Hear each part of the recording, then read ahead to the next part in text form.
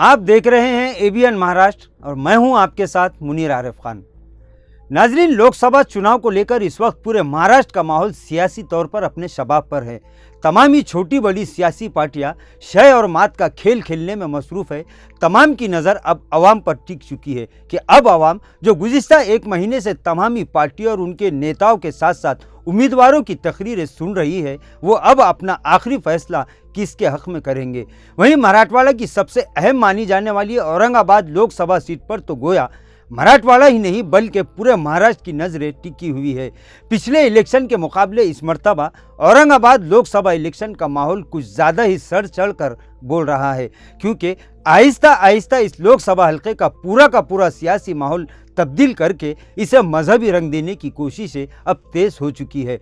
कल शाम नारो वादो दावो और एक दूसरे पर इल्ज़ाम तराशियों की झनकार थम जाएगी। कल शाम 5 बजे इंतखाबी तशहीरी मुहिम ख़त्म होगी और यहीं से असल राजनीति का आगाज़ होगा। इस वक्त औरंगाबाद लोकसभा सीट पर चौरंगी मुकाबला है। महाविकास अघाड़ी, महायुति और मजलिस के साथ साथ वंचित अपने अपने उम्मीदवार की कामयाबी के बड़े बड़े दावे कर रही है। लेकिन अब न सिर्फ नेताओं, इनकी पार्टियों का बल्कि अब आवाम का भी असल इम्तिहान शुरू हो चुका है, क्योंकि तशहीरी मुहिम में कौन किस पर भारी रहा सिर्फ ये बात करने से इलेक्शन का नतीजा नहीं निकाला जा सकता, बल्कि अब तमामी पार्टियों और उनके कारकुनान की सबसे बड़ी जिम्मेदारी अब शुरू होगी, क्योंकि वोटिंग के दिन आवाम को इनके घरों से पोलिंग बूथ तक पहुंचाकर वोटिंग परसेंटेज बढ़ाना ये सबकी अव्वलीन जिम्मेदारी है।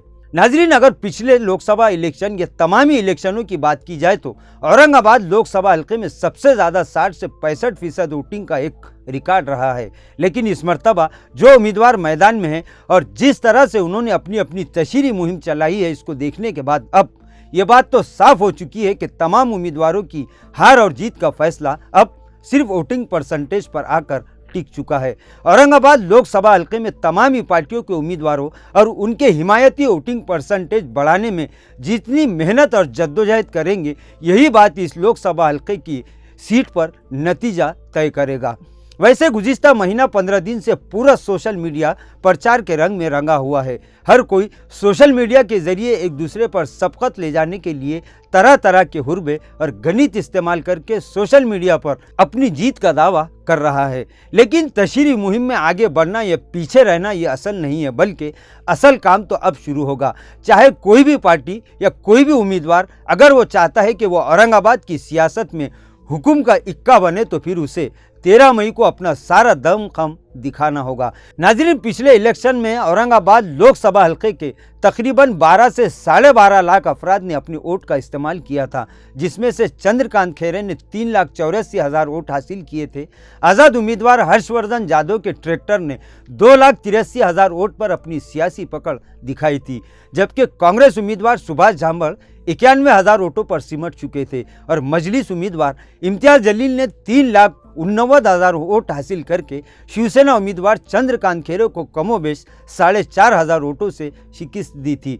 और हार और जीत में 4,500 से 5,000 वोटों का कोई फर्क नहीं समझा जाता। लिहाजा अगर इस मर्तबा भी वोटिंग परसेंटेज यही रहा तो फिर कोई भी उम्मीदवार ये दावा नहीं कर सकता कि बाजी वो मारेगा, बल्कि अब औरंगाबाद लोकसभा सीट का इंतखाबी नतीजा इस जिला की वोटिंग परसेंटेज पर आकर टिक चुका है। जिंदाबाद, मुर्दाबाद, आगे बढ़ो, पीछे हटो के नारे लगा लगा कर तमामी पार्टियों के हिमायती कारकुनान मौसम गर्मा की तपती धूप के बावजूद एक दूसरे पर अपनी भड़ास निकालते हुए दिखाई दिए। लेकिन अब किसमें है कितना दम, ये 13 तारीख को वोटिंग का परसेंटेज देखने के बाद ही तय हो जाएगा।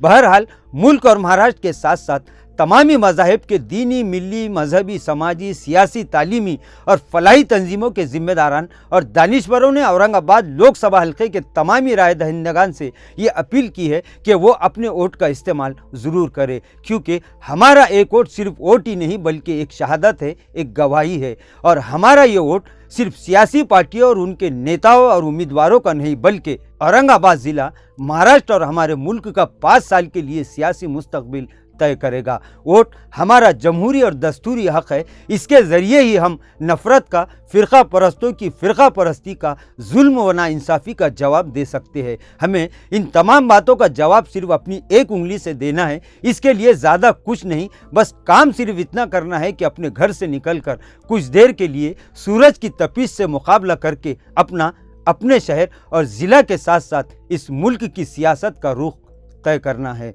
नाज़रीन, आज के लिए बस इतना ही। कल फिर मुलाकात होगी कुछ नई खबरों के साथ। तब तक के लिए मैं मुनीर आरिफ खान आपसे इजाज़त चाहता हूँ। अल्लाह हाफिज़।